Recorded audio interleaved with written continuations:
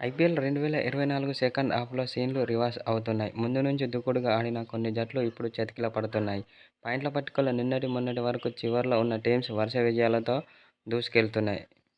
మొన్న జరిగిన మ్యాచ్‌లో ఓడిపోయిన సన్‌రైజర్స్ హైదరాబాద్ పాయింట్ల పట్టికలో 4వ స్థానానికి చేరుకుంది. అయితే సన్‌రైజర్స్ హైదరాబాద్ ఇప్పటి వరకు ఆడిన మ్యాచ్‌ల్లో 4 ఓటములు, 5 విజయాలు సాధించింది. అయితే చెన్నైపై భారీ తేడాతో ఓడడంతో నెట్ రన్ రేట్ కూడా తగ్గిపోయింది. అయితే సన్‌రైజర్స్ హైదరాబాద్ ఇప్పటికీ ప్లేఆఫ్ రేసులోనే ఉంది. అయితే సన్‌రైజర్స్ హైదరాబాద్ టోర్నమెంట్లో ఆడాల్సిన 5 మ్యాచ్ల్లో కనీసం 3 మ్యాచ్లు గెలవాలి. దీంతో జట్టు మొత్తం పాయింట్లు 16కు చేరుకుంటాయి. దీంతో క్వాలిఫై అవుతుంది. లేకుంటే చివరి 5 మ్యాచ్ల్లో 2 గెలిచినా సరే ఎస్ఆర్హెచ్ ప్లేఆఫ్ రేసులో ఉంటుంది.